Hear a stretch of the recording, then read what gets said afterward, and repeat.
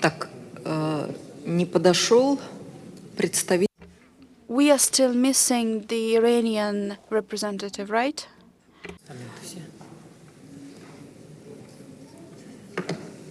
А где у нас? Where is Mr. Kiselov? Is he going to attend? Yeah, he's on his way. Okay, we can start without him then.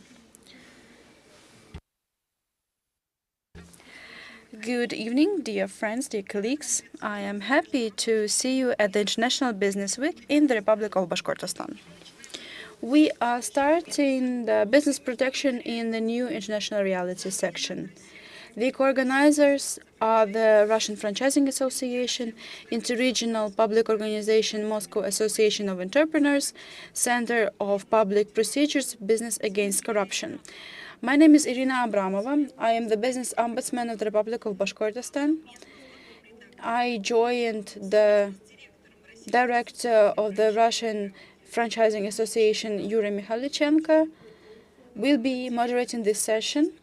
We will be joined by the director of Business Against Corruption and famous journalist and editor of RBK Ufa, Ravil Vatolin. Today, the three of us will be moderating this session. It is an interesting topic that we are going to discuss today, and it is very important for the business community.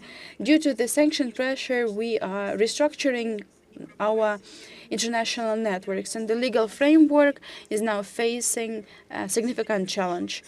Our experts today will share the view of the situation, how to regulate the foreign trade. We will form the potential mechanism to protect development of Russian business under new international circumstances. Our International Business Week has the day after tomorrow by professional community motto. We want to hear the predictions and forecasts of the experts, how they see the development under the given circumstances, and how they see international legal framework to protect business. This is the perfect, ideal legal picture that we want to apply to practice. We would like to give the floor to the first speaker. We have Artur Leer, the executive partner of Lex Alliance Law Company, vice president and chairperson of legal committee of Association of Exporters and Importers, a good and old friend of Bashkortostan. And I would like to give you the floor. Mr. Lees, thank you for being here today. I know that you exchanged your flights to be able to be on time in our session. We are going to speak about nuances of the parallel import. Many entrepreneurs now lost their supply chains, supply sources, the logistic chains have changed, and due to that, we would like to name your report, your presentation, relocation, how to preserve good flows, and we have slides here. Yeah, dear friends, dear colleagues, Ms. Abramova, thank you for having me here today. I'm so glad to see you. And we've been friends with Bashkortostan for a long time. We've been interacting very effectively. Indeed, year by year, we see the huge growth of our relations and how the Republic of Bashkortostan grows its demand, which is a good news for me. Can you switch on my slides, please? I would like to begin my presentation. It's quite urgent and relevant. Parallel import is something that is easily found on agenda of many entrepreneurs, and there are reasons why it is all interrelated. Import substitution, relocation, balance settlement, etc. All of these things are related. I am limited in time, that's why I'm going to skip the low-value slides. We have problems with the balance settlement, especially when it comes to unfriendly states. But honestly, we have developed a wide toolkit that helps you to settle balances with your international partners.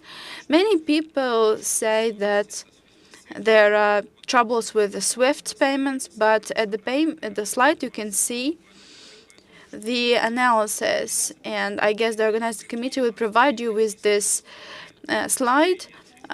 Here you can see the list of banks that are involved or not involved in the SWIFT system. I'm not going to stop here for a long time, but that's true that some Russian banks have been disconnected from SWIFT, they have been disqualified, but still there are different toolkits how to settle balances with your international partners. As I said, you can both settle balances with friendly and unfriendly partners.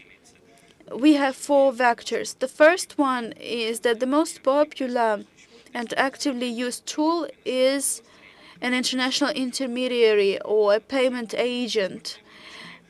In terms of export turnover, our export center informed us that there are 3-party agreements. 2 parties settle their balances, and the third one is in charge of the payment logistics. Such payment agent is the most popular route. We can involve our partners into this, but if you steadily work on the foreign trade field, you can consider this, but you can also consider other tools that I have to offer. The slide shows a complex diagram. It may look complicated, but actually it shows how banks, how accounts are settled. And in fact, when accounts are settled, they are covered by export procedures, so there is actually no money exchange at all. And from the legal point of view, there are no violations or shady procedures. And it's true, I have official confirmation and official approval of such procedures. If you take a closer look, you can see how the cash flows are running, how exporters and importers interact, how the export profit is formed, income is formed. The importer actually covers their obligations by goods. One of the tools that we have is a sessionary agreement. Sessionary agreements are signed, they're long-term, and if we establish production lines, we need to also pay for the provided equipment. Sometimes the advance payment has already been made and your partners are located in an unfriendly state and you cannot pay directly to them. I don't see my slides. Just a second. So relocation is one of the tools when we do not involve a payment agent, but we are establishing our own legal entity elsewhere and use it outside the country. Sometimes it is needed to enhance the range. Some people are forced to work with the international company. Sometimes they take into account the interests of international partners because the international partners don't want the final beneficiary to be clearly a Russian company. Kyrgyzstan is a very popular destination for relocation. And there are reasons why. Kazakhstan and Kyrgyzstan are chosen due to preferences. Kyrgyzstan has lower profit taxes and property taxes. Then we have Hong Kong. Why Russian companies move to Hong Kong? Because they have tax preferences there. There are no taxation, and if you are not actively leading your business in Hong Kong, so you can establish a company in Hong Kong, but establish an account, for example, in Turkey or in the continent China. So you end up with an effective interaction scheme. The Republic of Turkey is one of our strategic partners in terms of financial logistics. there is the bank, and it is a good known information. It's the Kitilim Bank, and hundreds of accounts are established in this bank by Russian entities, and entities are established, and account settlement procedures are carried out very easily. They have a very user-friendly app. We know how volatile a lira can get, and you just need to pay attention to the currency exchange rate risk. We have a lot of analysis. Serbia can be considered for these purposes too. We have 2 speakers who are missing, so that's why you have 10 minutes at least. The United Arab Emirates used to be actively involved by Russian companies. They had a new, they transformed their taxation system, and that's why the tax conditions became worse. That's why some companies stopped considering UAE as their potential relocation destination. And another problem that we faced with the UAE was also there. I guess that the speaker from the UAE will discuss it additionally. Speaking about the parallel import, I've been dealing with the parallel import since 2012, but many people heard about it only in 2022. We had the conversation with the Federal Anti-Monopoly Service, and we were speculating how we can bring the parallel import out of the shadow. We were facing a difficult period at that time, and we still are. And the Ministry of Trade released actually the order, and they released the regulation how to import goods from unfriendly states. There are different contemplations about what the parallel import is, but genuinely, parallel import is bringing goods to the country without the country of origin knowing about it. The only thing I want to mention, you need to keep in mind which approaches the Ministry of Trade undertook to introduce these regulations. You can take a look at my slides, what procedures are taken into account and which ways of interaction this order implies. We discussed this with the Ministry of Trade, that 5 amendments have been introduced to these regulations. The first amendment is related to removing or adding certain goods. A business is facing the following problem. When you are purchasing something from China, these goods used to be on the list, but when the goods entered the country, it was no longer on the list. And we discussed this with the government, with the Ministry of Trade. We need to figure out the checklist, the regulation, how to, and based on which criteria we will be entering these goods to the list, and why, and on the basis of which we'll be removing the goods from the list. We all understand that there are countries and there are equipment parts that are produced and based in unfriendly states, and we need to provide business with more stability. Year by year, we keep postponing this issue. And I guess, I don't know if this program will be extended by 2024. We need to involve the research community, the Federal Anti-Monopoly Service, and jointly they need to figure out the legal framework for this process. And this tool can become the permanent one. Just a few minutes more. We are within the timeline. That's good. So, many people speak about parallel import and say that there are many fake products on the market due to the parallel import, but we've been working with parallel import for 2 years closely, and the amount of fake products is not growing significantly. Are there guarantee problems, warranty problems? Yes. Are there fake problems? Yes. But we can work on it. We can deal with it. Many countries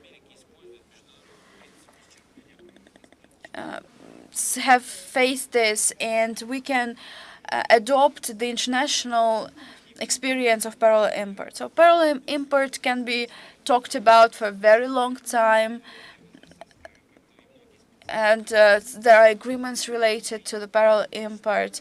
We still keep facing different restrictions, including legal restrictions. We can take a look at the judicial practice. That's why I'm encouraging you to join the conversation.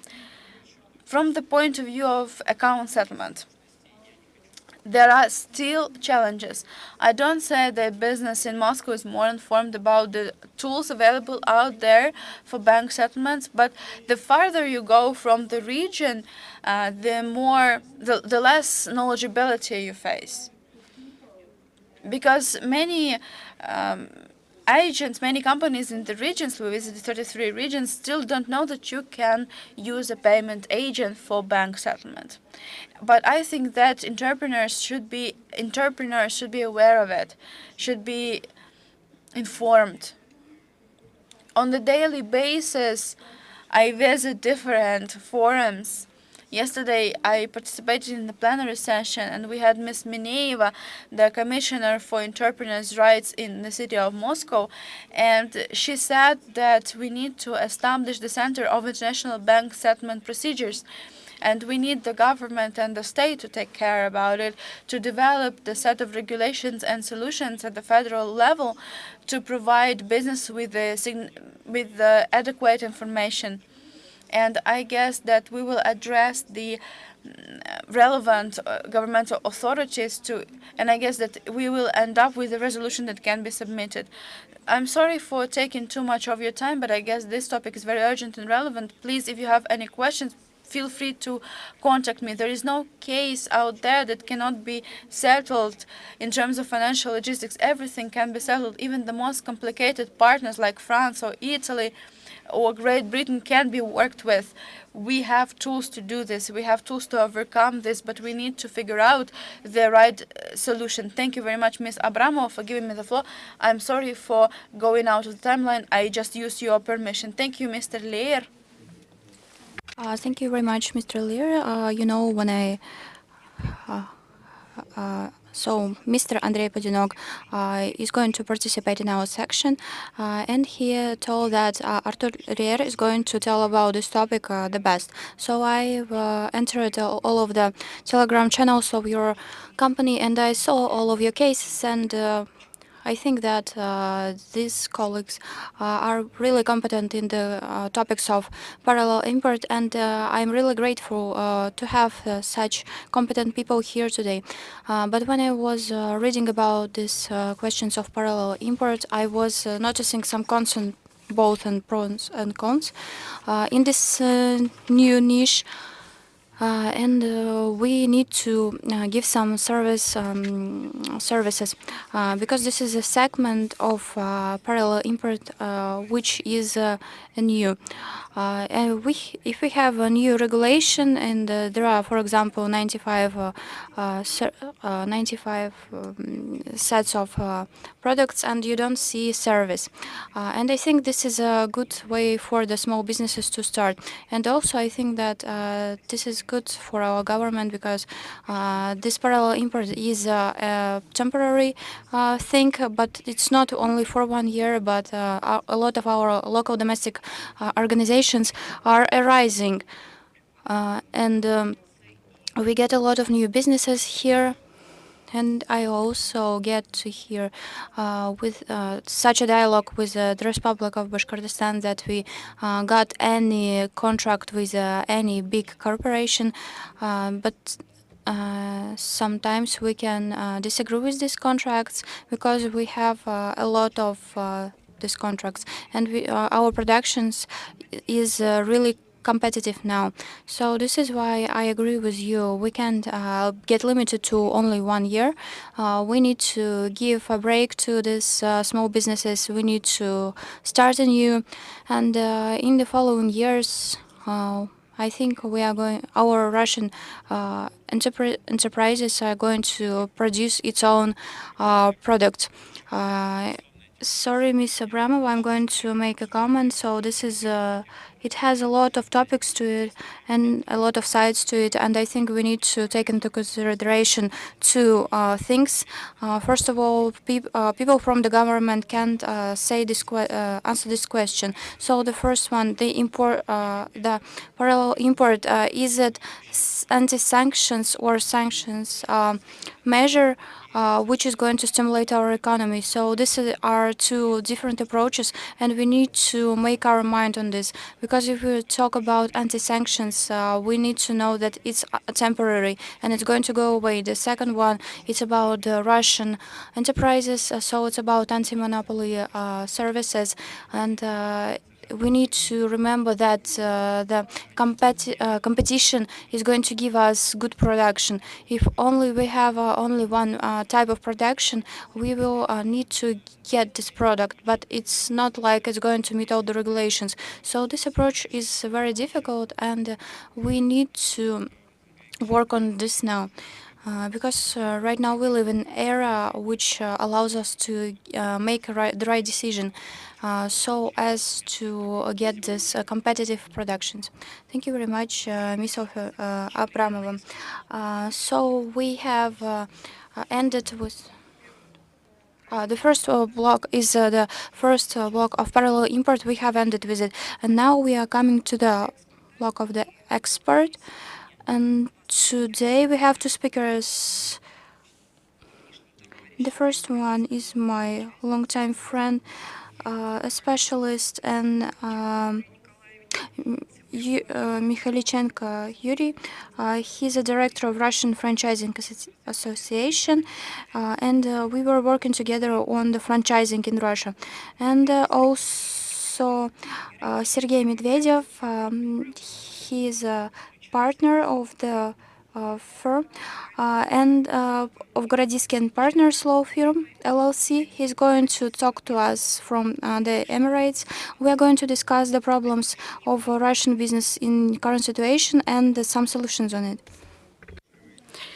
Dear Ms. Abramova, dear colleagues, I really appreciate you having me here. We strongly believe that export is one of the key directions for Russian economy.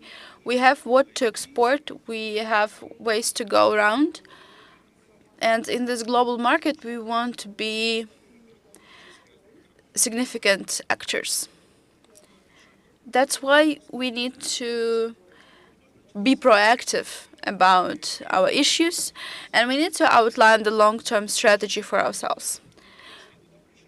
We need to decide what we will draw our entrepreneurs' attention to, and we will need to decide which instruments, which tools, which routes we will undertake for our exporters to follow us. I have 2 slides.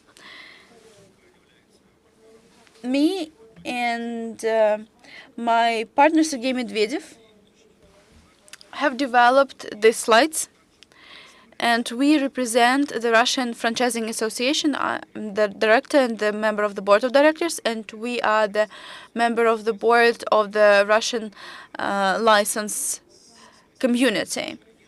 That's why we offered you a number of topics to be discussed during this roundtable discussion, and we highlighted the problems that our exporters face the most. We are not talking just about the franchising market, even though it is a large market. We have many companies like 1S, Russian companies, that we are proud of, and they are still out there on the international market, and they're very popular. We have experience on working with such companies and such business, but I want to specifically focus on non-raw material industry, non-raw material export. And we shouldn't view export only as a problem, but we need to see it as an opportunity, as a suggestion, as an offer to the business. There are financial peculiarities to how to conduct business outside the country. Sometimes it is difficult to establish an account for a company in Russia because you need to certify the company, you need to register the company, you need to speak foreign languages, which also takes effort from the entrepreneurs. Let me go through the list of the issues that I want to raise today. And I guess that the topic that we're discussing today in the best way aligns with the motto of the forum, the day after tomorrow, the prospect the business by business.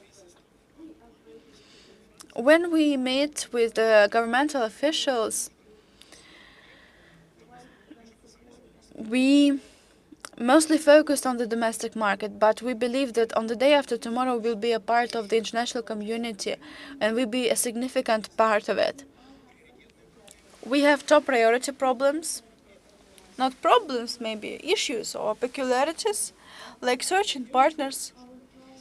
And I guess our Chinese colleagues also will tell about the ways how you can find partners outside the country. We know about our cultural differences because when we go outside the country we expect people to be the same out there, but it is actually not right. We have the protection mechanisms of intellectual properties, and this legal framework varies from the country to country. We have the Madrid Agreement, but also we have countries that are operating under different laws. We have different customs and certification requirements. We managed to harmonize and align our legal framework with theirs, but still there are local peculiarities and local advantages and disadvantages in BRICS states. Now we are establishing our communication with Brazil and the Arab countries. Of course, there are issues that are as important. They're not critical, but they are very important to different legal practice of agreement signing. For example, in Russia, we don't have franchising. We have only concession. But outside the country, there is franchising. In the UAE, they have the British legal framework. And we need to adjust to different labor frameworks, for example, by selling franchising entities. We need to understand that payroll funds are formed different outside the country, and that's why business plans need to be recalculated for different countries. The trade procedures are different. The partner check procedures are different. So I guess the thing to start with is the communication. Mr. Medvedev, Gorodisky and Partners law firm, are you there? With all due respect, I'm a big fan of Gorodisky and Partner Company. It is the world-class company protecting intellectual property. Mr. Medvedev, you have the floor. Dear colleagues, thank you for inviting me. Dear colleagues, thank you for the invitation. Thanks to Yuri, I have this opportunity to give a few words. So we have been working on this intellectual property securitization for quite a long time, and we are going to develop this even further. But people usually tend to forget that when they are selling some kind of a service, they need to also sell some kind of an intellectual property which is going to make the product more available. And we also need to take into consideration the local regulations and legislation when we register this intellectual property. So I'm not going to go deeper into details and aspects of it. I'm just going to say that as for this trademarks, we have this system in which we can give any number of classes, but right now we don't have this type. We only have one application for one class, so we need to say that we provide some services, and we need to cover at least two classes. But if you need to cover some of them, you need to make two applications, and you need to make your budget bigger. And we also need to understand that the export is going to meet the requirements of legislation, and we have been working with these contracts for a long time. And as we have already mentioned, that the common law which is applied in Russia cannot be applicable in the territory of Arab Emirates, because for example, if you have some hotels and restaurants, they have or IT services developing on the territory of Arab Emirates, they work with the Romanian law, in which in contract it can be written just anything, and you can cover all the questions, because the legislation doesn't really work with this, and it doesn't cover all of the questions. Why do I mention it? It's because some of the partners which are want to sell some of these services, or if you want to get new employees, you need to provide the knowledge why we need such a contract, or get some local consultants in order to adapt your contract, or to get this contract applicable to the Romanian law.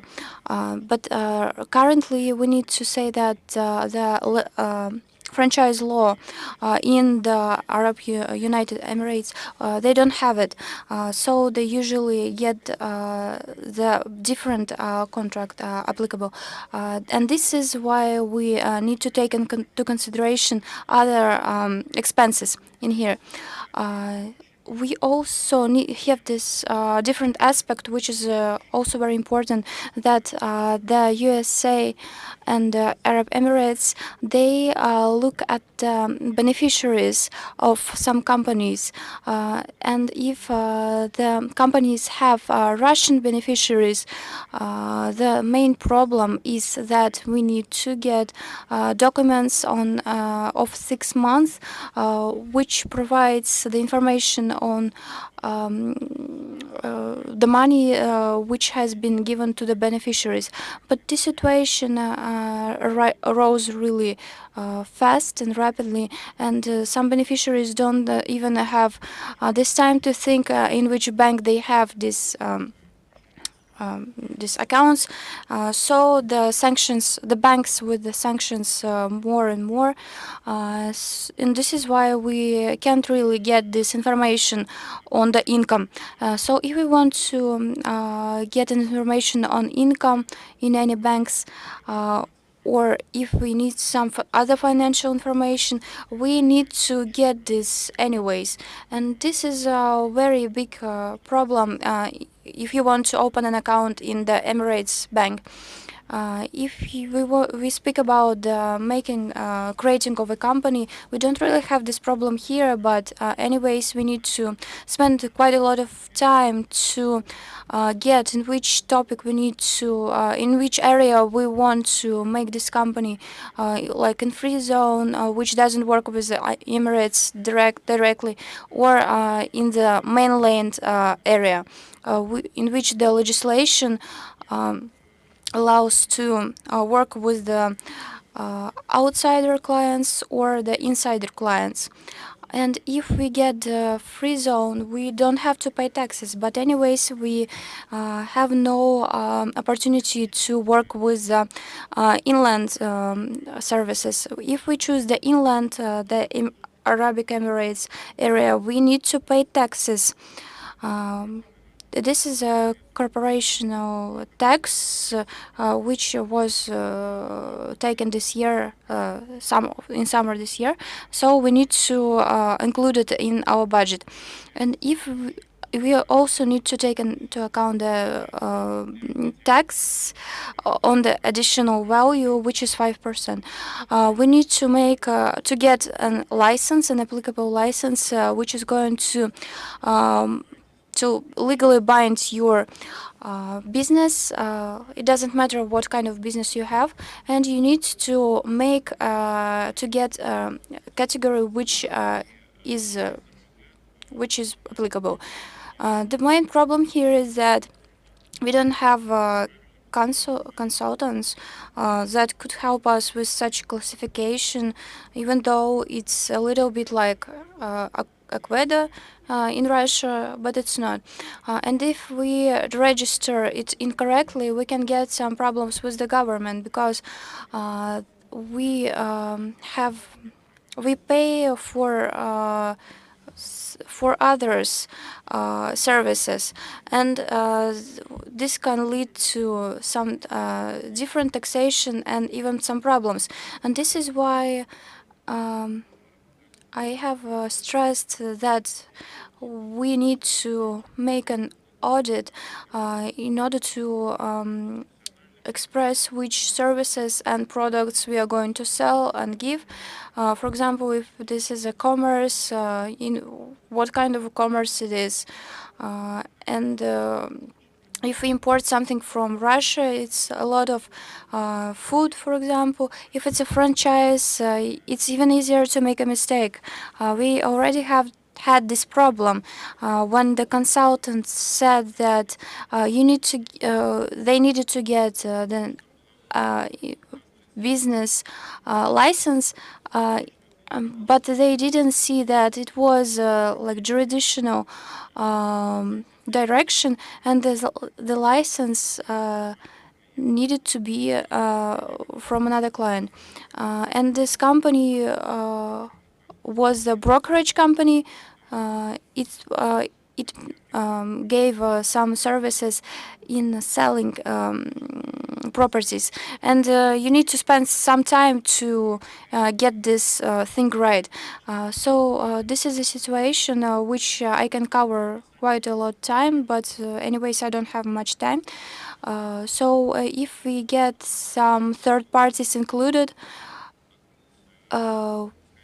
we get the new so-called window to the Middle East, and it can be these countries can serve as agent, as some payment agent to get or to send the payment. For example, if we open the branch and if we have some partners, we can use this form of agencies, of third parties, which allows us to get these payments, international payments, and also currently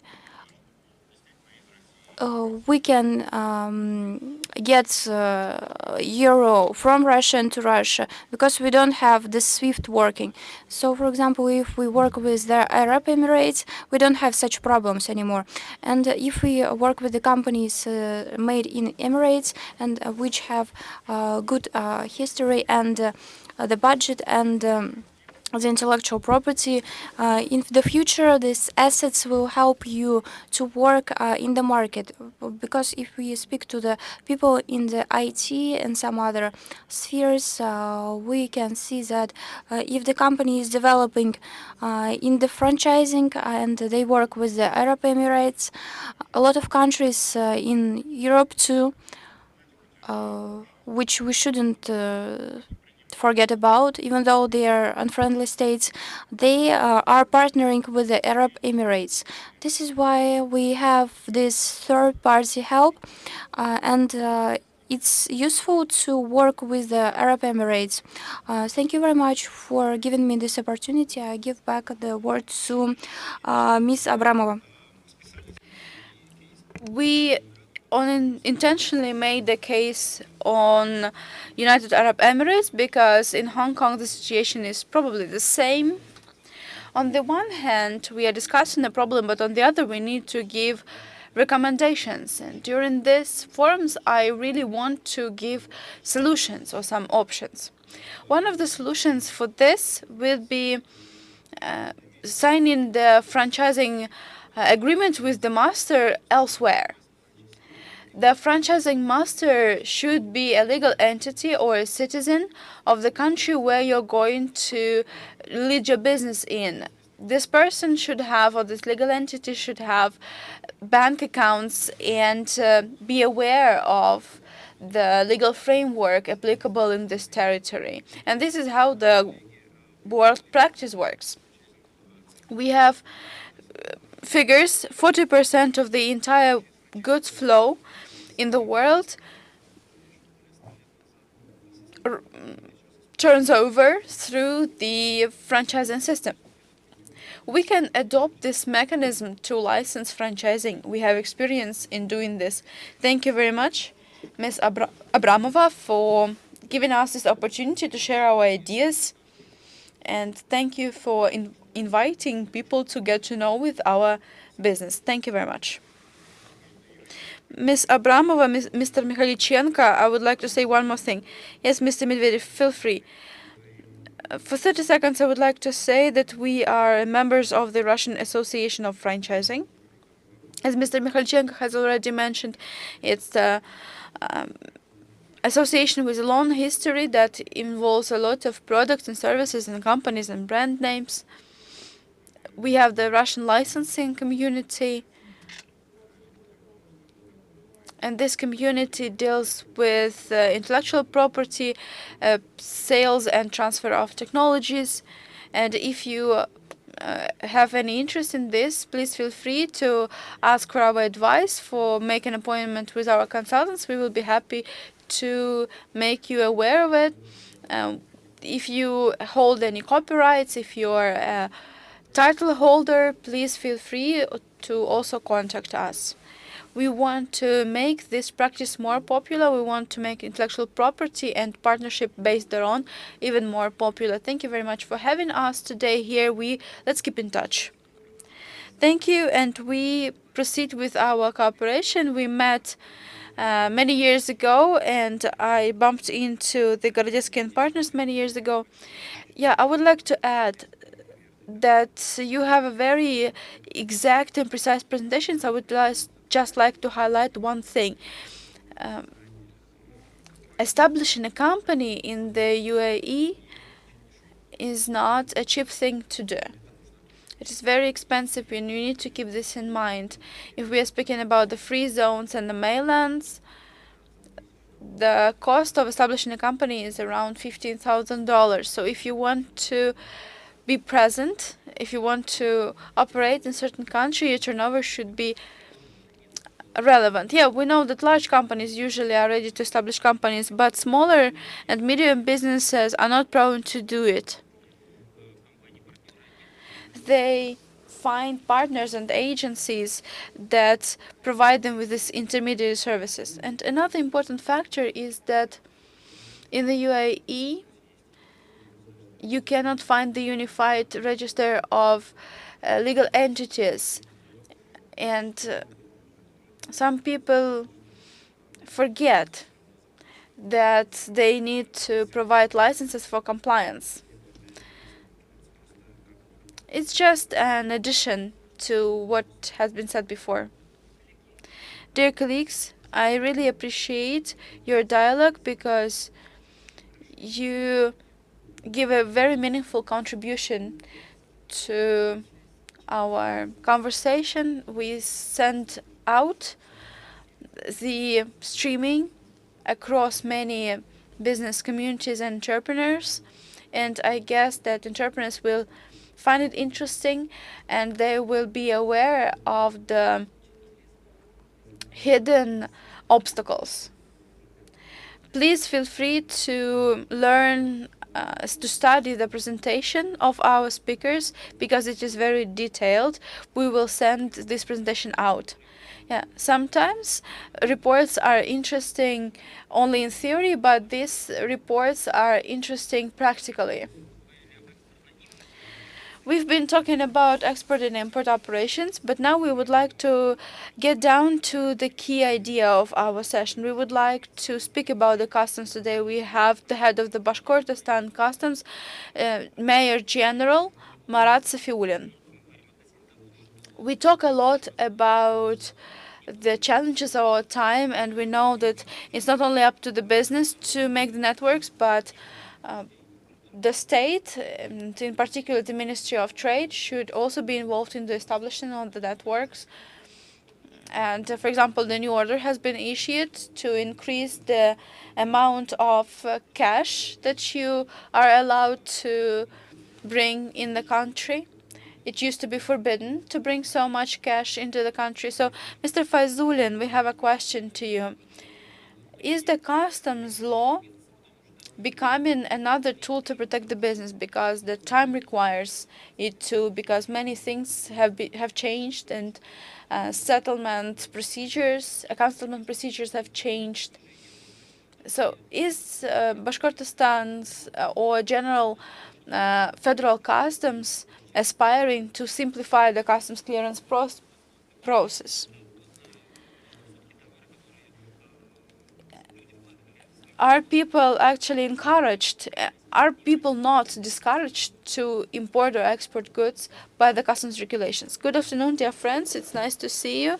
I'm very happy to see the members of our session. And the challenges that the Russian economy is facing are not new, and the customs has to respond to it within its abilities. We need to facilitate and accelerate customs clearance using risk management systems. Many people faced it before. The figure is not dramatic for our risk management system. This system is adopted by many countries, not only by Russia. And this risk management system is undertaken by many authorities. What have we done? When the special conditions applied, our risk management system was adjusted. There is a management system like this. It exists, and the members of the foreign trade may be both low, high, or medium security level.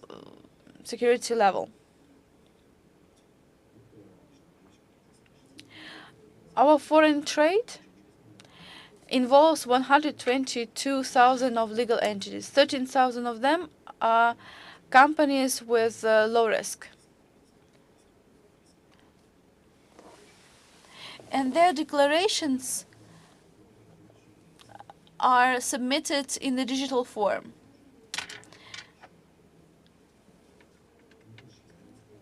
%26% of all declarations are automatic, without a human involvement. The system checks the declarations for compliance, checks the cash flow, and protects the intellectual property. What has the Bashkortostan Customs done? We simplified the custom clearance for cars. And since as of October the 20th, this practice will be applied to people with the middle risk level as well. Another global challenge for the customs is to provide custom services for new logistic hubs. We are working on it. It was included in the Plan for Development of Custom Authorities 2020. We made an agreement with neighboring countries. We have such an agreement with China, for example. Our checkpoints are coordinated. One of the checkpoints works 24/7 now. For some checkpoints, the working hours have been extended because you know that our turnover with China has increased, and the figure is $200 billion. because the international trade is measured in US dollars. And it is because the regulatory authorities communicate with the business and vice versa. What else? Federal Customs Service increasingly works with the business increasingly closely. We aim at digitalization, and we need to define the circle of people that we can trust. Unfortunately, our country, even though they have many tools for foreign trade, but unfortunately the business doesn't know how to use it. For example, we have the Institute of Authorized Economic Operators. It's not a very popular institute so far. Even in our republic, we have such an institute, but unfortunately, we have to cancel it. We have only one operator. This status provides a lot of privileges, simplifications. When you can use the goods before it is cleared through customs. You can store the goods at your sites before it's been cleared through customs. But unfortunately, business doesn't use this opportunity. The foundation of the problem is the custom costs and the goods classification. These are global and complicated issues.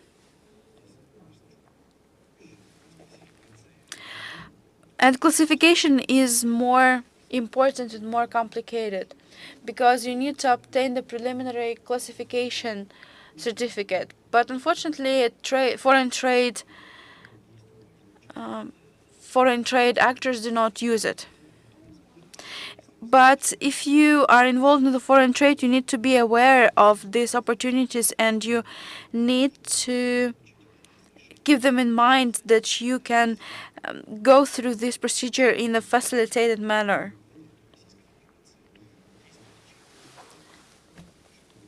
We provide very convenient routes for our clients. We have spoken about the parallel import.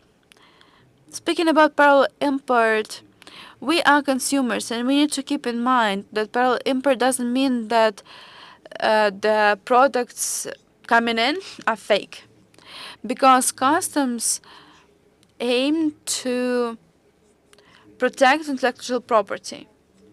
We kept them before, we are keeping them now, we will keep them in the future. We keep this title, this right, and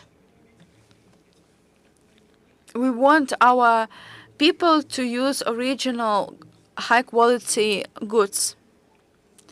There is a list of items entering the country, and if you want to bring these items according to the list, you don't need to provide the brand owner's permission to do this. But if we're talking about the fake products, and we see that this product is fake, we take it away. And it will not enter the country and the national market. But if the fake products still arrive at the market, there are also mechanisms to respond to it. When we learn about the falsification of a certain product, we respond to it. You have just 1 minute left. Okay. Cash flows. You know that there is an order by the government of the Russian Federation, and when it is when it is possible to pay cash, and what obligations are implied. When you bring in or take out the cash, you need to declare this cash within 30 days. Yeah, you need to do this outside the country if you're traveling with rubles. Okay, so generally, can you wrap it up? So the custom services in the new reality, does it change? Or is the business just trying to make ends meet?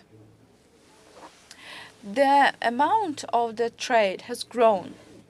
So that's why, and the exchange rate is not the reason. I actually want to support the speaker and the Bashkortostan Customs Service.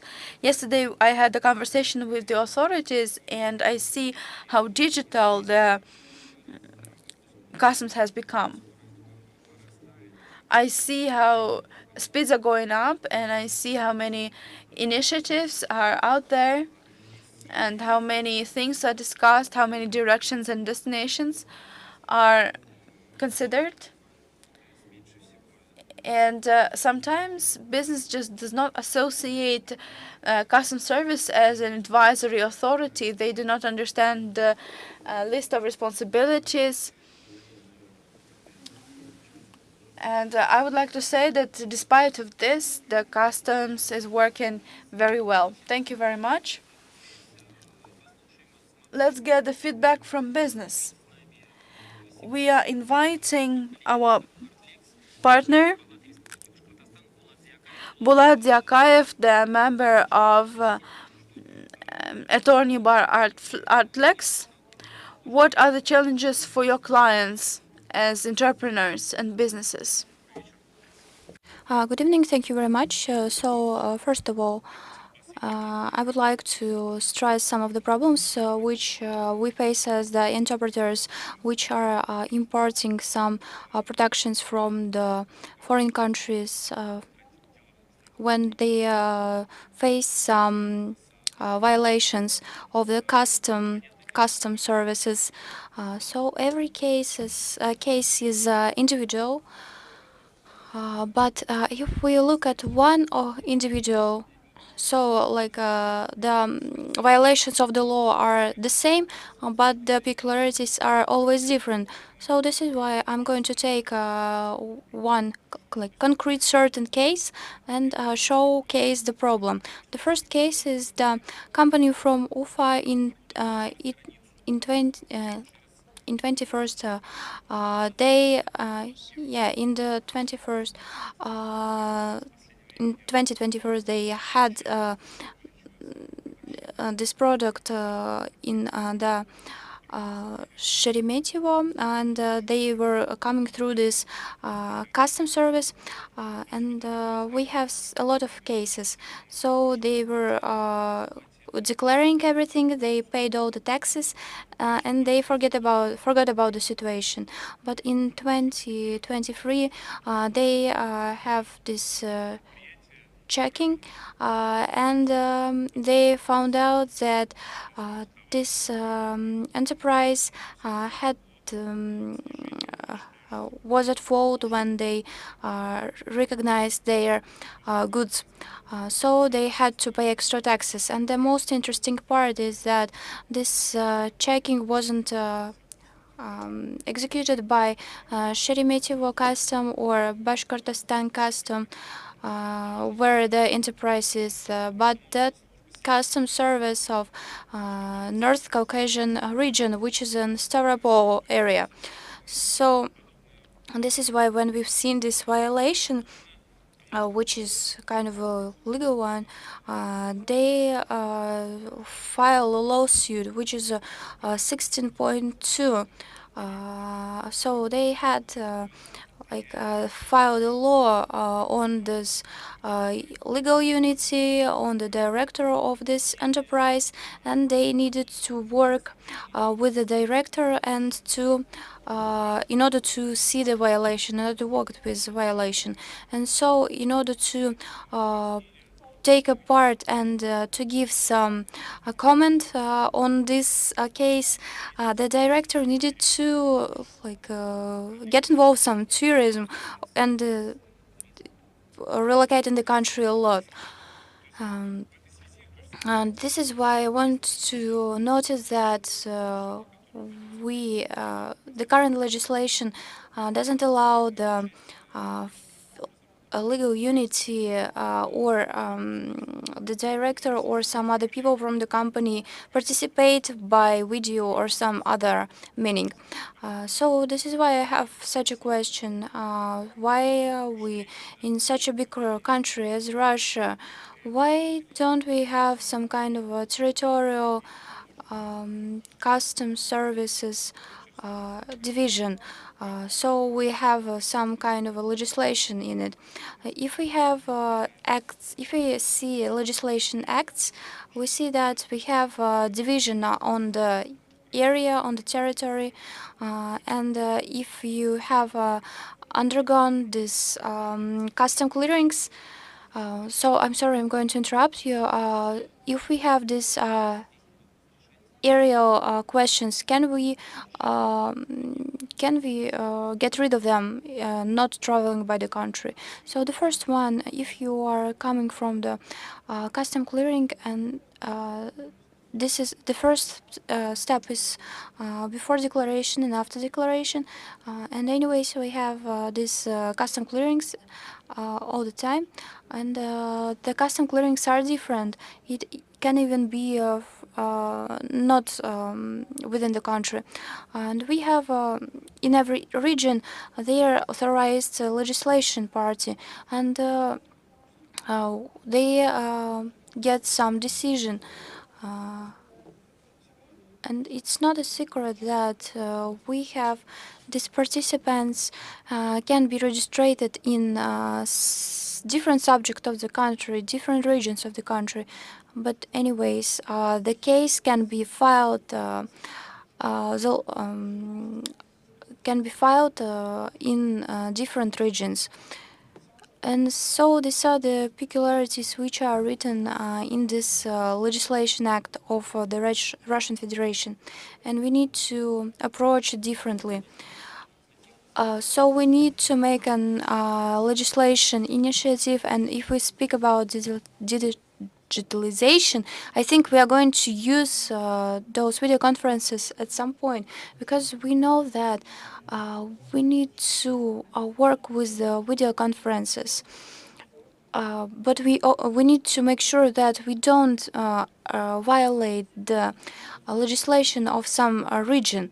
So the forecast is that we don't have use these video conferences on the regulation of legislation. I think we need to renovate this.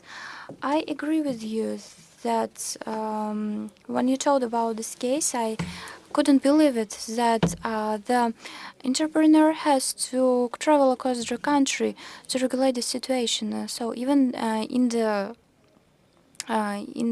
judicial courts, they don't need the inmates to be present. It's in video. I think it's it's not a very common case. So there is another expert pro bono who is going to speak on the same case. So they have the same case as now. So they have filed a lawsuit, and the client needs to travel across the country to the place they imported the product from. Thank you very much, colleagues. We are going to work with these cases because this is really chaotic.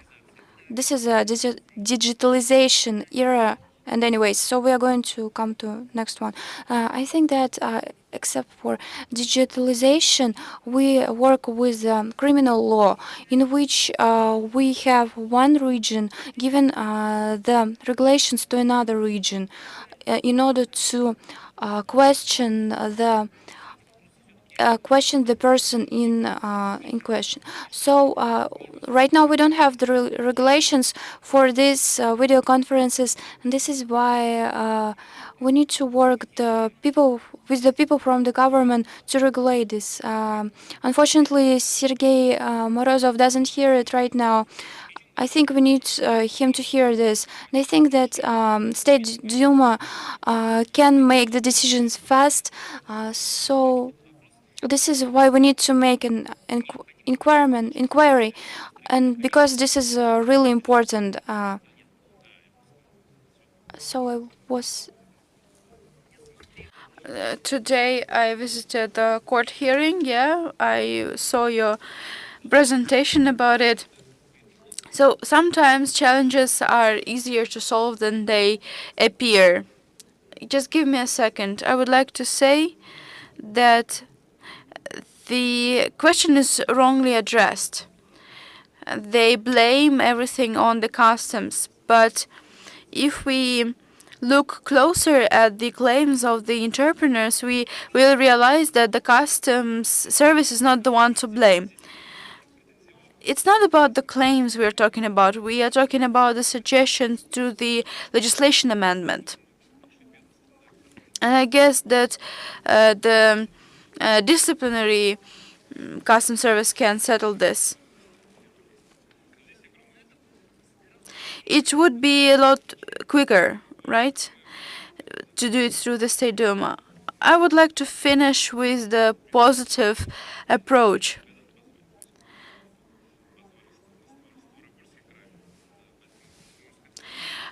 I guess that we have the best outcome. The problem is, do we have the systematic approach? Is it the point-wise problem or is it a systematic problem, regular problem? It is impossible to foresee every single problem.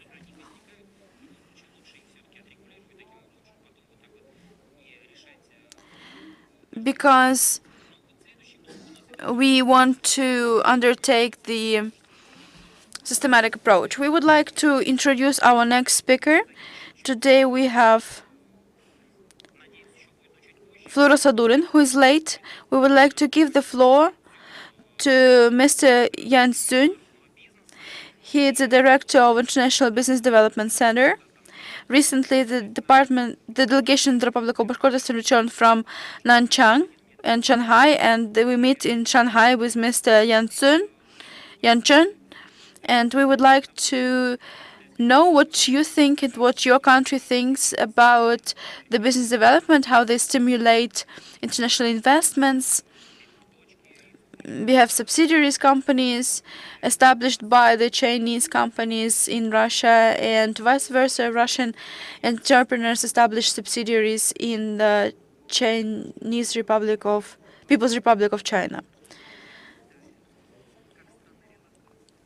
And in your slides, you didn't mention China as your relocation state. Yeah, it's an important question. We have China on the list.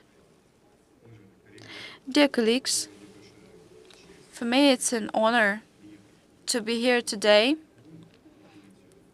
that I participated in the session related to the business protection in the new reality.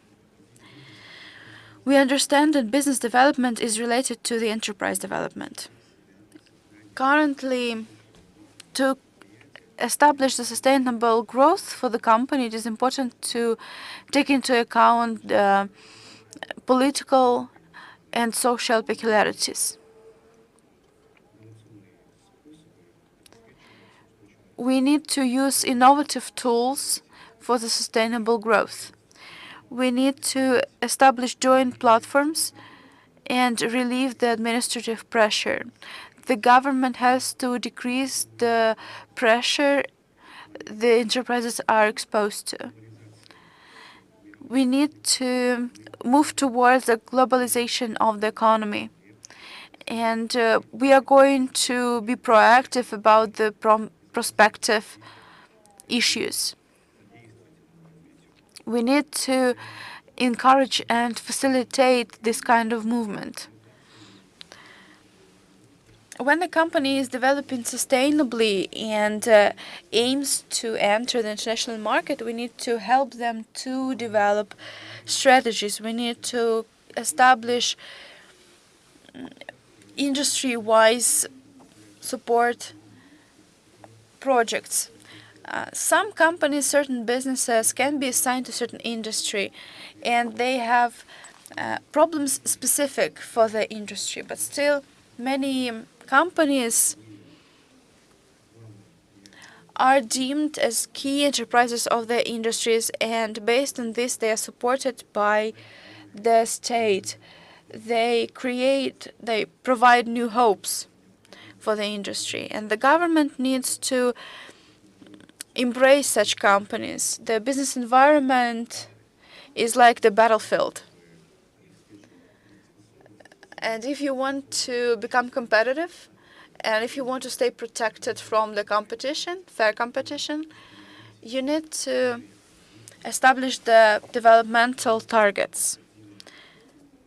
You need to define the targets and the vectors of your movement. When the entrepreneur understands the targets and the vectors, they can choose the best tools for themselves and avoid excessive use of resources or irrational use of these resources. So enterprises can cut expenses, reduce expenses, and by encouraging such companies, we will end up with the more dynamic improvement. Enterprises really take control over the market. And we want to contribute to this company's success. Every company or era implies certain strategies and plans. Our task is to develop default models and make our entrepreneurs aware of these models. Our key task is to make sure they have something to rely on. Also, we need to keep in mind that health is much more important than economics or economy. We need to see that, we need to notice that the consumption culture is changing. New forms of e-commerce have transformed the business conduct. The government needs to be proactive and try to assume which turn such changes will take.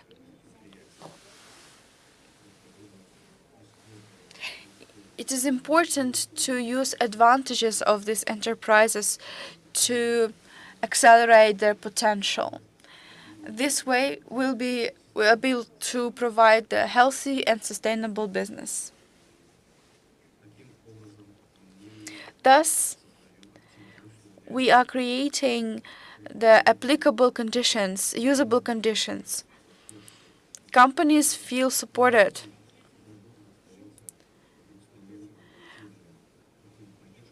We also focus on tax subsidies and privileges, but it's not the key instrument here. We want to create overall conditions that will be favorable for the enterprises. Innovations, innovative systems,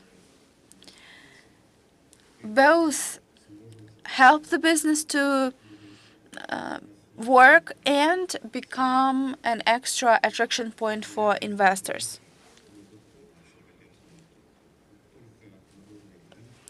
But I guess I want to stress the unity of the nation, because the United Nations will be open for the communication with the government. And minding such the aligned communication for companies, it will be easier to enter the international market, and we may end up with the companies developing internationally. Of course, it is more difficult to do business outside your homeland, but it also opens up the market, and it opens up the new opportunities. So we need to view export and import relations also as a playground for future values and culture. We need to take care of our enterprises, keep them safe and healthy. We want to ensure high-quality development, and it's the responsibility of our state.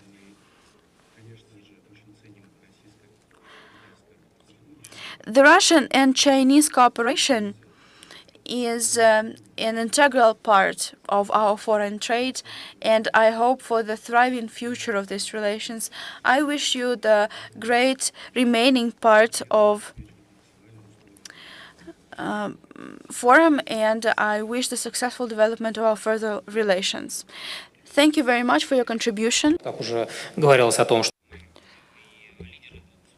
So we were speaking that the leaders of the two countries, they have this unprecedented level of development, and so Mr. Ping and is contributing to this. Thank you very much for participating in our forum and for participating in Shanghai's forum. And right now I'm going to talk to the Iranian party. They have a lot of experience too in many different directions. So we have together Associate Professor PhD, Department of International Law and International Relations at Ufa University of Science and Technology, Abadika Mustafa Samad from Iran. So we have this correlation with the Russian legislation and the experience of Iran, which the Iranian side wants to share with the Russian side. Спасибо большое за то, что дали мне возможность участвовать. Спасибо. Прежде всего, у меня очень много информации, которой я хотела бы поделиться. И у меня много мыслей по поводу вашей речи, но прежде всего, самые главные проблемы, про которые я хотела бы сказать, они связаны с тем, как мы инвестируем.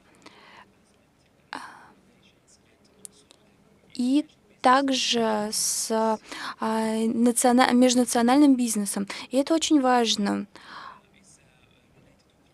Мы говорим о договорах и контрактах.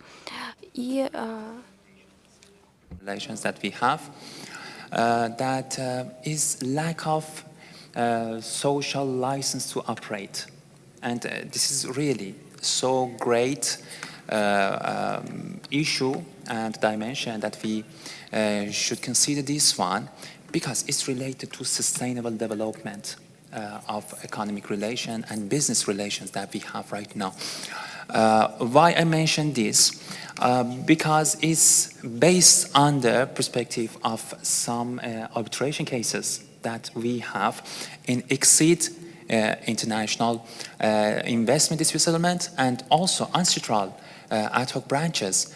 Some of the cases, because of lack of the information related to sustainable development of economic and businesses that we see right now, raised the issue before the courts. And it's so big problem. And what is this social license that we have right now? Social license to operate or sustainable development? I want to give you some imagination related to international business relations or international investment relations. On the one hand, we see the investors or businessmen, and on the other hand, we see some house states or local governments. What is this relationships and what's useful here? Exactly the agreements and also contracts we have under the international law right now only focus on protecting and maintenance the investors and also businessmen. But on the other hand, what happened about the local governments? What happened about the public policy of the local governments and indigenous people here, and also environmental law and labor law and human rights of these house states that we have? So this relation is mutual one. If we see on the one hand the interests of the investors and businessmen, on the other hand, we should see public policy of the house state. Why I mention this? Because right now, as I analyzed, I analyzed related to bilateral investment treaties of Russia. Around 84 cases of these bilateral investment treaties I mentioned, I analyzed them. Only three cases mention this social license. Bilateral investment treaty between Russia and United States, between Canada and United States, between South Korea and United States. And it's interesting that all of them right now are against Russia and are under the list of enemies of Russia. What about the other states that right now Russia should be have some relation with them? For example, Russia and Kazakhstan, Russia and Kyrgyzstan, Russia and China, Russia and Iran, Russia and Belarus. It's not only about Russia. It's about all the agreements that I see and I analyze. So these problems, based on this social license that we have, that lack of this sustainable development, raised some cases in exit, in ancestral ad hoc. I give you some examples. For example, the cab company versus Turkmenistan. One of the cases related to business regarding construction project. The government of Turkmenistan believed that this economy, this business related to construction project is not anymore useful for my economy. But after 9 years, exit believe no, it's based on sustainable development. Okay, maybe at the end we have this result, but what happened? 9 years wasting money, 9 years wasting time, 9 years wasting reputation. That is so important for international businesses, international community. So it's all of them based this lack of sustainable development in these contracts and in these agreements. Not only this one, another case related to Finder Land Company versus Czech Republic. And also between the other countries, I don't want to mention all of them here, but we have about sustainable development. So what is the proposal that I have here? First of all, measures by governments, and the second level, measures by businessmen. The measures by governments, they should, in agreements and in contracts, bring such a social license to operate and such sustainable development dimensions for international economic process and relations. And also, we need international unified regulations, not only about Russia, but about our countries as well. We should think about them, like we have under the maritime law, under the international trade law, in international community as well.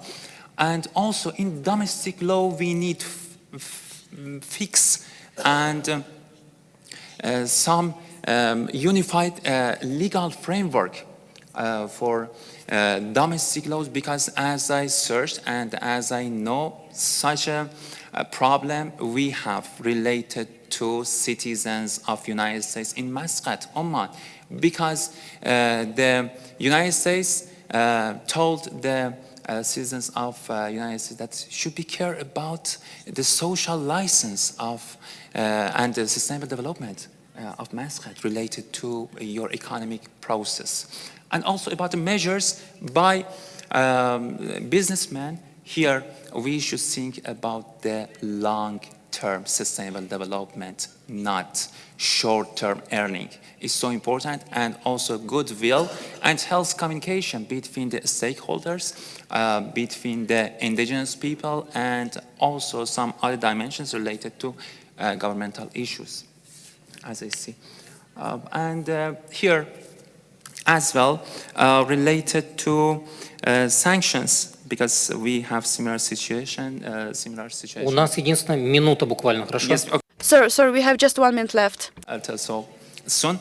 I have three proposals here, three experience, not proposals, three experience related to Iran and sanctions.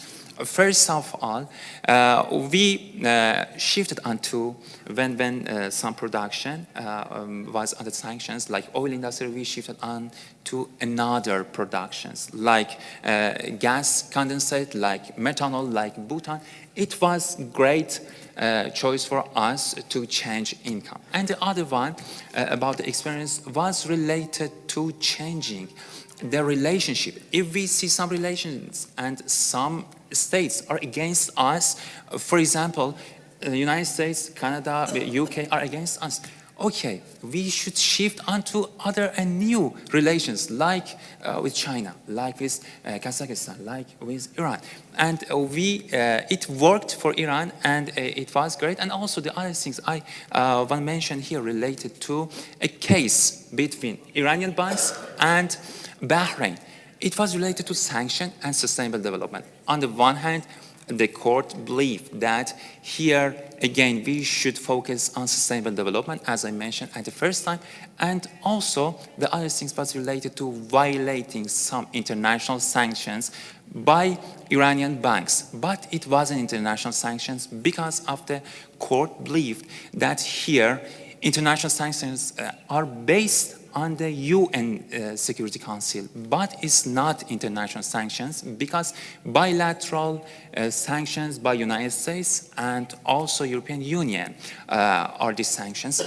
So you should be relaxed about the sanctions right now because Russia is not under international sanctions as well. And also the other interesting thing was related to violation sanctions that these Iranian banks violated some sanctions, and the court believed in international economic relations, international businesses, to some extent, we have some sanctions, and it's obvious and natural thing. We shouldn't be worried about that, and at the end, the court came to conclusion that this relation should be in favor of Iranian banks. Thank you so much. I think it's a great experience for Russia as well. Thank you so much for Спасибо вам having me here. большое. Thank you very much, and I would agree that the stable development is very important, and Iran is developing even more because they don't have as much sanctions as the Russia. So I want to add that we have a lot of goals. They have a goal in developing the UN. We have this ecological thing, and we have a lot of others duties. And we speak about the entrepreneurship, and it's about developing, and it's about the UN working. So we are coming to, we are getting the feedback, which is the last point of our discussion. We have two speakers, Irina Shlenkina and Vladimir Barabashin. So first of all, we are going to give the word for Irina Shlenkina. She is a CEO of IRIDA LLC, of an group. They are working in export part very actively, and we are working with the import and the international businesses. We are speaking about importing and exporting, and they are sure to give us a lot of cases and experience. So you only have 5 minutes. So we are here, all of us, the great runners, and the session was really interesting. Thank you very much for giving me such an opportunity to be here and to get the experience of other speakers. It was really interesting. So I'm going to tell that a lot of people know this Ufanet company as telecom in the first place, but we are also the producers of the channels, the smart systems, some plastic boxes, and this is the production which we are exporting to more than 50 countries of the worldwide. And we are really proud that we are from Bashkortostan, and this is really cool. This is what makes us really glad. So the most important part is that we have started exporting in 2019. So these were our first steps. Then we had these pandemic times and the sanctions, but anything which doesn't kill us makes us stronger. This is why we are reaching for the opportunities to develop. So what we are currently doing is that I'm going to give you the real experience that we have. So I was watching the schemes of Mr. Lear. I have the same tables and the schemes. well, I didn't have this issue with getting all of the stables. We had the comparison of the tax companies and different jurisdictions, but we also had before had opened a factory in Kazakhstan, for which thank you very much our export support people in Kazakhstan. They helped us a lot, and they were really worried about our success, and it was really great. And this is why we have this factory on the Kazakhstan area, and this is what we are doing to be closer to the clients, logistic-wise and export-wise.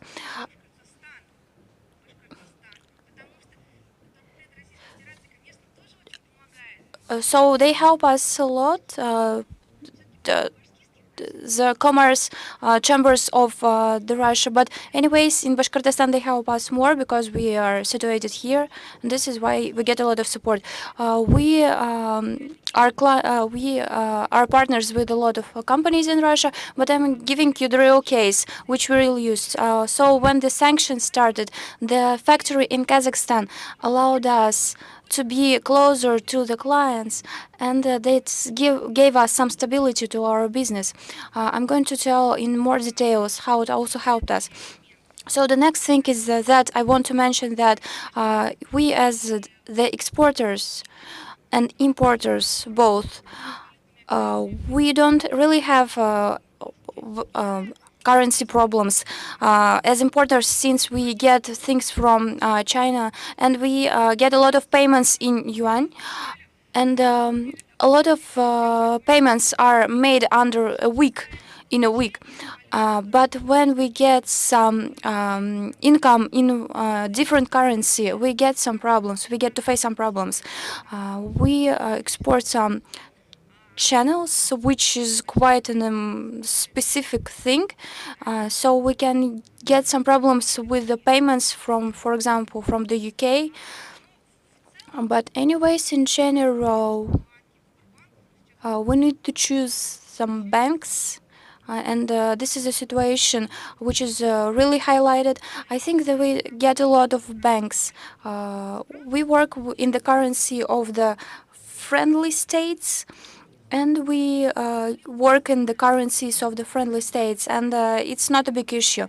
And it's really important to be working with the currency control, because if you get all your documentations beforehand, and if you get all your contracts written right, and for example, we had problems with our company name Irida and the numbers, so here the currency control thought it was, they didn't like whatever, so we found out that we needed only the numbers, and we needed to write for which we had this payment, for example, for the channels, because a lot of banks have internal instructions that we don't provide the service payments. And for example, they have the license payments and they don't provide it. But anyways, we work our hardest and we include all of the letters, all the correspondence, and this is what helps us to resolve the problems. This is what I'm going to stress heavily.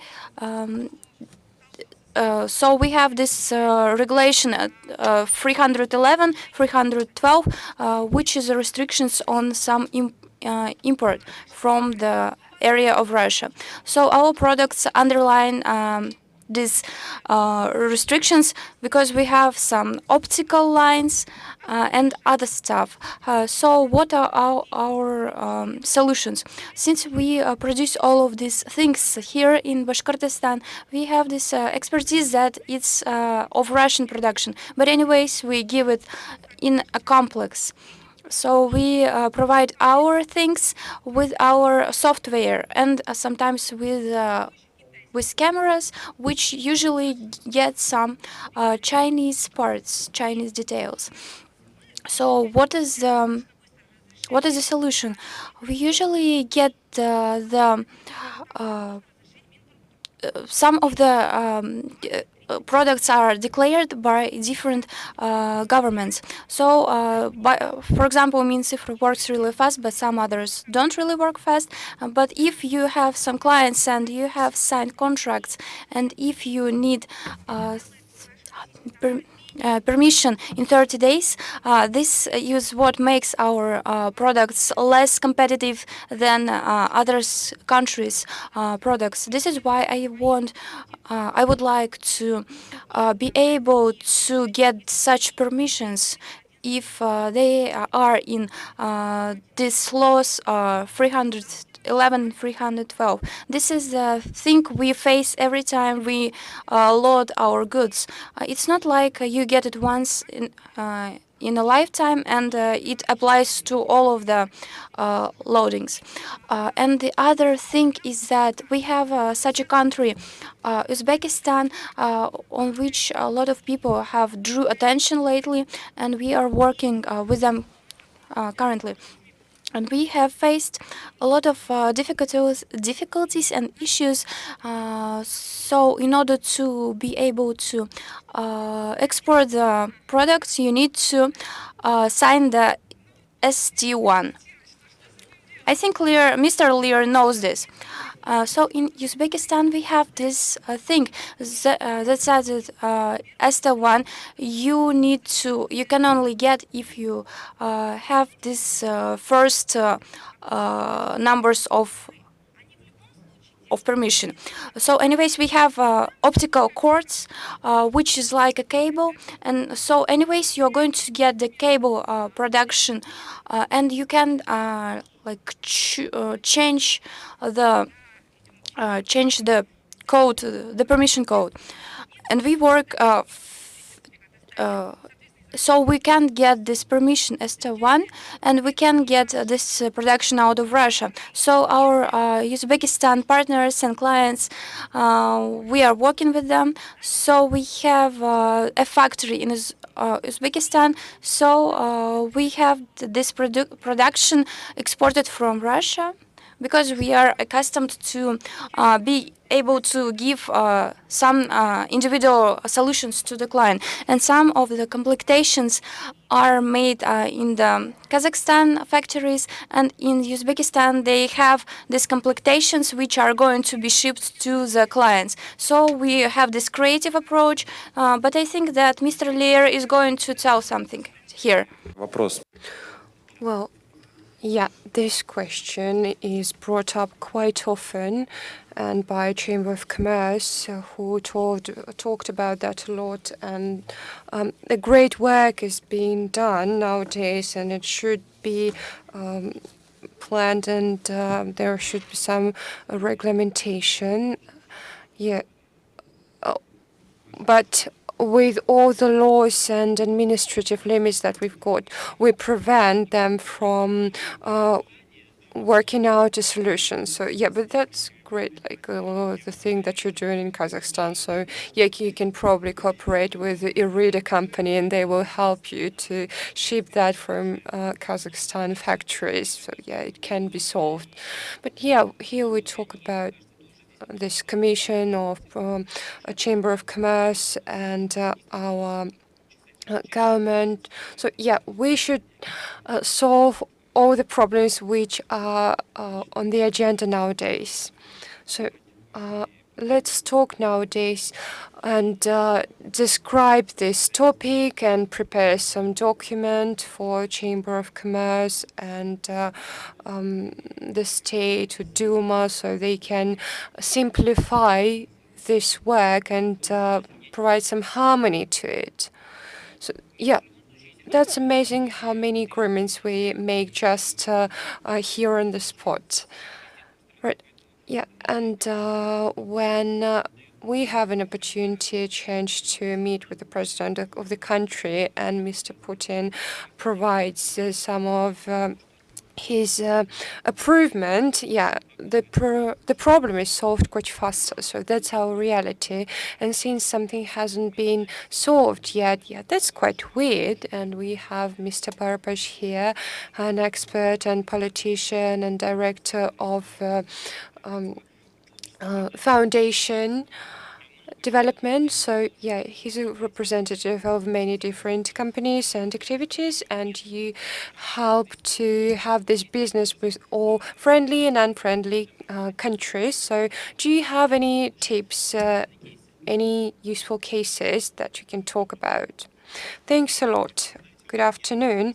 You know, I faced working with some countries under sanction the first time, and it was a couple of years ago, and that was my business trip then. And I was wondering, like, how can I work with a company that has been under sanctions for about 30 years? And when I arrived there, yeah, I realized that it's quite possible. There's nothing impossible, right? And we can come up with some schemes using third parties, like through Arab Emirates or something like that, and that was quite successful. And talking about business security or interest security, that was quite exemplary when some rebellion movements happened there. We were in Tehran, and some rebellions were marching along our hotel. So we came from a police side, and to get into that hotel, we had to go across that battlefield, so called. And the person who accompanied us went up to a police officer and said that, yeah, we have some Russian colleagues and they need to get into the hotel. So he used a loudspeaker and said something. So everything stopped, and we were accompanied by a police officer to our hotel. And then all the movements and rebellion things just restarted. So I felt that cultural feature that we discussed. So, and the thing that we're doing, we are not consultants. We provide some communicative support to our entrepreneurs. And about 2-3 years ago, we started helping not only how to get to the international market, but also coming up with some schemes how to get some money from a product or to be introduced in unfriendly markets. So yes, indeed, there is a great amount of different schemes, but what upsets me that such schemes are worked out for business by business. And so that means that we don't have any measures of support. And nothing's going to be over tomorrow, right? Maybe this special military operation is going to stop tomorrow, but we are going to be under sanctions for a long time after that. So we should understand our strategy on the governmental level, and that we have to stimulate our economy. And for business, it's important to understand the rules of the game, which don't actually change. So, and talking about willingness, Americans are also ready to cooperate. As Karl Marx said, that business is ready to do, is ready for anything, for any benefit, for anything. So if Americans want to purchase something from us, they will do that, but we need to create some scheme for that. So, and there's apparatus in charge, and our authorities should understand how to realize this, and we all move to that direction. Right, and I will support you here when we talked about creation of a special support center. It's going to be some certain hub that will accumulate support and experience, and yeah, that will show governmental participation as well. We should take that into account. And support measures are extremely important. Yeah, we can build some factory in Kazakhstan, or launch a firm, an organization for just $15,000 in Dubai. But when we talk about small and medium entrepreneurship, they don't know where to go, and if they come somewhere to some special authorities, they will not be supported or helped. So, yeah. The Ministry of Entrepreneurship is not in charge of that, but the Center of Experts Support actually is responsible for that. So, yeah. Yeah, but as I said, even if they come to that ministry, no one will help them. So that's why we have to create this center of competence, and that's a great solution. But everyone should be involved in that work. And yeah, actually, we've signed an agreement with the Republic of Bashkortostan, and then we will help you. And we are involved in such issues quite often. So, yeah, I'm ready to protect this because, yeah, we are ready to support you. And when we were getting ready for this session, we brought up that question, and the Republic of Bashkortostan has a great environment for that, and it has a wonderful community to start exporting. And I know that because we know how many exporting companies we had in 2000s and how many we have nowadays. So yes, nowadays it's about 1,200 exporting companies that we have nowadays. That's quite a lot. So, and such companies are being found, like some companies produce kind of cords or wires in Blagoveshchensk city. So, yeah. And of course, there is still room for improvement of quality and everything. But anyway, we are in a list, top 10 list of exporting companies. And yeah, small business stimulates this development, but it doesn't have enough tools, so it should be fine-tuned. So we've got to wrap up, but very briefly, we're talking about the day after tomorrow. So maybe someone has anything to share how you view the day after tomorrow and international cooperation. So yeah, please take the mic and share your view. So yeah, I can't miss out on this opportunity, and we talked about this regional channel. That yeah, nowadays we have this new direction. It's not really new, but it's a long worked out connection, and now we're being improved with Latin America and Africa and other regions. So yeah, as we've mentioned, everyone wants to work with Russia, even unfriendly countries, and I know that because we're solving those cases.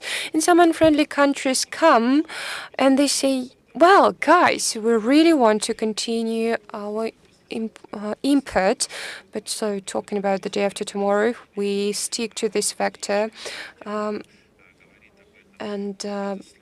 Mr. Putin talks about that as well. So if we stick to that vector, we will get to expand in our horizons of interaction with other countries, and that will influence positively on our economy.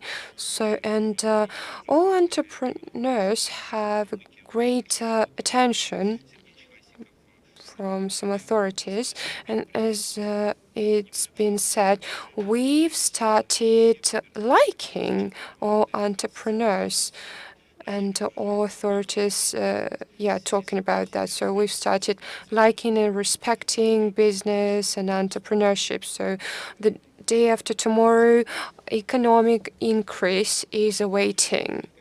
And I would also add my two tuppence. So if we're talking about this topic of the day after tomorrow, international entrepreneurship and interactions, not only about business, but it's also about cultural interaction. I'm not talking about theaters or dancing, but also about consumerism, consuming products and different services, medical services, and so on. So I do hope that the day after tomorrow, Bashkir honey will be as popular in different Asian and African cultures as our ballet, for example. And we hope to get this mutual exchange of cultural traditions of China or any other countries, and it will bring us to growth of consumption, increase and demand, and it will bring us all and our partners, business partners as well, to great growth and in development. So let's cooperate with all other countries so we can make it easy and beneficial for all of us. So yes, please unite and don't give up. When we look at Ufanet, for example, we see how motivated they are and they are ready to build a factory even in another country. So, and we're quite optimistic about the day after tomorrow, and we love business and we look at it with positive view. Yeah, we've already exceeded all time limits, but anyway, we've discussed all great points. Thanks a lot, dear colleagues. And business, in particular, business was, is, and it will be. So let's take a picture nowadays at this round table. And after that, we can have lunch, breakfast, or dinner, anything. So I would like to add about the day after tomorrow. So while you are standing in line for the photo, so Ufanet is in charge of the internet. So can you imagine that you can have this internet access from any point of the world? And I see the day after tomorrow that we can exchange all services and goods from any point in the world. Yeah, if it was so easy, but yeah, we're talking about the day after tomorrow. So that's it. That is all.